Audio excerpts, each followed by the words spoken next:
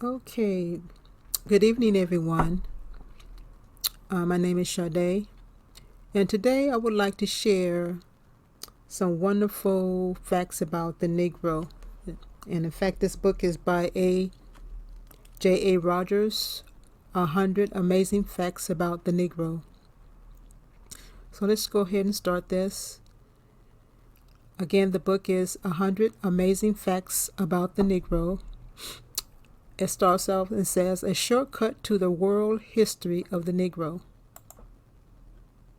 by J.A. Rogers, as well as additional information by the author and biographical sketch by Helga R. Rogers. Author from Superman to Man, World Greatest Men and Women of Color, Sex and Race, etc., etc. These are other books by J.A. Rogers as well.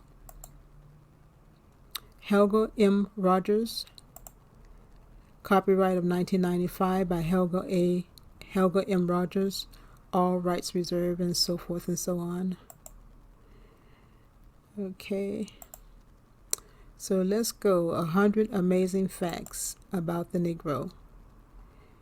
Number 1, it says the white population of New York is a third more illiterate than the Negro one. Interesting. Number 2, amazing fact. Benjamin Banneker, a Negro astronomer, made the first clock made in America in 1754. Number 3, the word coffee comes from Kaffa, Ethiopia, where it was first used and where it still grows wild. Number 4, this is a kicker, y'all. George Washington sent a Negro slave to Barbados to be exchanged for a hogshead of molasses, a cask of rum, and other good old spirits in 1776. Number 5, the Negro arrived in the New World free from tuberculosis and syphilis or other venereal diseases. Livingstone, the famous African missionary and a medical doctor, says syphilis dies out in the African interior. It seems incapable of permanence in any form in person of pure African blood. Syphilis originated in Europe in 1494, when there was a great epidemic of it. As this was 2 years after the discovery of the New World, it was erroneously believed to have been brought back by the sailors of Columbus. The art, number 6. It says the Negro was the first artist. The oldest drawing and carving yet discovered were executed by the Negro people over 15,000 years ago in southern France, northern Spain, Palestine, South Africa, and India. The drawings are on rocks, the carvings on bone, basalt, and ivory. Number 7. The oldest known representation of human body is that of a Negro woman. It was carved by a Negro sculptor of Grimaldi race from 10,000 to 15,000 years ago. It is called the Venus of Willendorf, after the place in Australia where it was found, and is in the Vienna Museum of Vienna, D.C. Vienna Museum. Number 8. Beethoven, the world's greatest musician, was without a doubt a dark mulatto. He was called the Black Spaniard. His teacher, the immortal Joseph Haydn, who wrote the music for the former Australian national anthem, was colored also. Number 9. Jose Vasconcelos, El Negrito Pota, born of African Congo parents at Almolonga, Mexico, about 1710, wrote verses that were so popular that they entered into Mexican folklore and were printed annually on the calendar of Mexico until 1872, 112 years after his death. Ancient civilization. Number 10. It says the Grimaldi, a Negro race, lived in Europe as late as 12,000 years ago. 2 complete Grimaldi skeletons are in the Museum of Monaco near Monte Carlo. Abundant traces of their culture have been unearthed in southern and central Europe. Number 11. Elam, from the tribe of Judah, a Hebrew. It says Elam, a mighty Negro civilization of Persia, flourished about 2900 BC and is perhaps older than Egypt or Ethiopia. One of his later Negro kings of Kedor, Nakuta, conquered Chaldea and Babylon and brought back to his capital, Susa, rich treasures,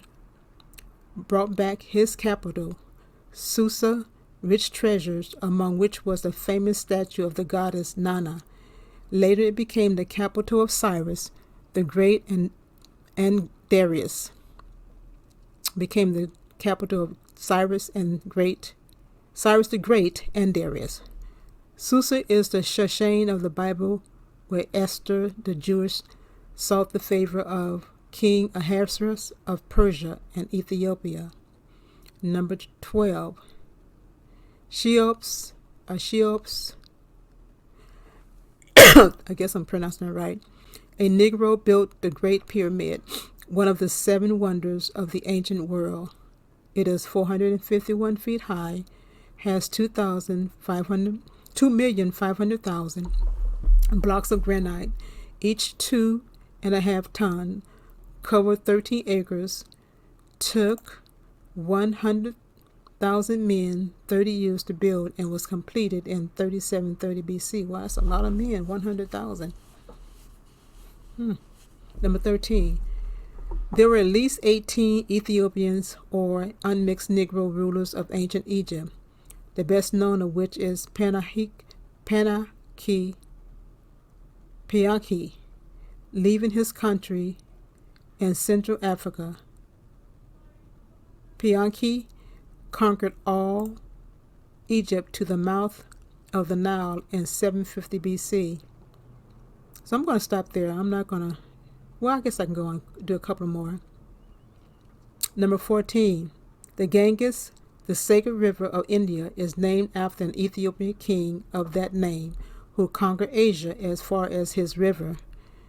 Number 15. The most ancient lineage in the world is that of the Ethiopian royal family. It is said to be older than that of King George VI by 6,130 years. The Emperor Haile Selassie I, ruler of Ethiopia, traces his ancestry to King Solomon and the Queen of Sheba, and beyond that to Cush in 6280 BC. 6280 BC. Number 16, it says Negroes lived in America thousands of years before Columbus. Right, like Columbus was the one that invented or discovered America. Anyways, Central American monument shows numerous carvings of them as gods. When Columbus came to the New World, Negroes had been crossing from Africa to South America, a distance of 16,000 miles. The first 1,600 miles. I'm sorry, it's not 16,000, 1,600 miles. The first white man to reach the American mainland tells of seeing Negroes. Columbus, who visited South America, said that he had heard of them there. Number 17. The present Negro race of Africa perhaps did not originate there, but Asia and Oceania. The earliest inhabitant, let me go over that again. It says the present Negro race of Africa perhaps did not originate there, but Asia and Oceania. I didn't know that. The earliest inhabitant of Africa were not black but brown. It says today the people of mixed and unmixed Negro descent living in Asia and Oceania probably exceed in numbers the present Negro population of Africa. India has millions of Negroes. The purest Negro types are in Southern Asia. In 1923, Dr. Joseph Rock, United States Department of Agriculture, discovered a hitherto unknown Negro race, the Nakis, 200,000 in numbers in southern China.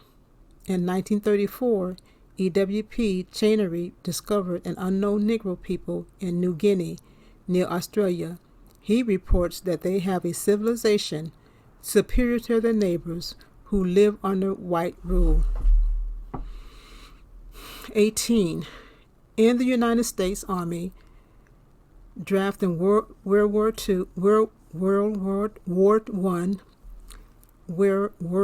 I, my tongue tied, the Negro proved physically fitter than the white man. For every 100 men physically examined, the ratio of colored men found physically qualified for general military service was substantially higher than the ratio of the white man by just 5%, namely 74.60 against 69.71.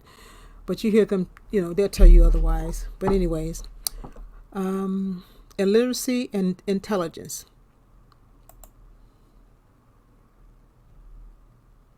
Okay, so let me go back. So I'm gonna probably stop here. Well, I do it to 20. It says, let's go back. I'll go up into 20. Illiteracy and intelligence. It says the people of Southern Europe, including Italy, and most of those of Eastern Europe, including Russia, are more illiterate than the Negroes of the United States. In 70 years, Negro illiteracy has fallen off about 80%. In 1870, it was 82%. In 1930, 16.3%. Number 20. Afro-American illiteracy Afro-American illiteracy is 3 times higher than the white one. Nevertheless, when certain states are matched against certain others, there are surprising comparisons. For instance, the Negro of California, Minnesota, New York, Nevada, South Dakota, Oregon, and Washington are less illiterate than the native whites of white parentage in Virginia, West Virginia, North Carolina, South Carolina, Georgia, Kentucky, Tennessee, Alabama, Arkansas, Louisiana, and New Mexico. New York, Minnesota, Oregon, and South Dakota, Negroes are less illiterate than Mississippi whites. The Negroes of these 7 states are less illiterate by 100 to 400% than the foreign-born whites of all the states save one. Okay, I'm going to go ahead and do 21. It says, in the United States Army intelligence tests during World War I, the Negro of Pennsylvania, New York, and Illinois, and Ohio led the whites of Mississippi, Kentucky, Arkansas, and Georgia by from 1 to 7%. Okay, I'm going to stop here. That's interesting. But anyways, I just thought I'd share some of the amazing. That show is amazing. So anyway, I just thought I'd share 21 out of the 100 amazing facts about the Negro. I just thought it was interesting. I thought I would like to share it. I thought I would just share it with some of y'all this evening because I was reading through the book. So I said, let me go ahead and share this online. And I know most of you probably already have the book, but anyway, it's 100 Amazing Facts About the Negro by J.A. Rogers. He has some really good books. Y'all may want to go on Amazon and look at some of the books that he has. He has another one, that Nature Knows No Color. That's another good one. I have that one too. So anyway, family, I thought I would just share that with you. It was interesting. I'm pretty sure it's interesting to you too. So anyway, I'm going to go ahead and cut this short and just, you all have a great evening and shalom.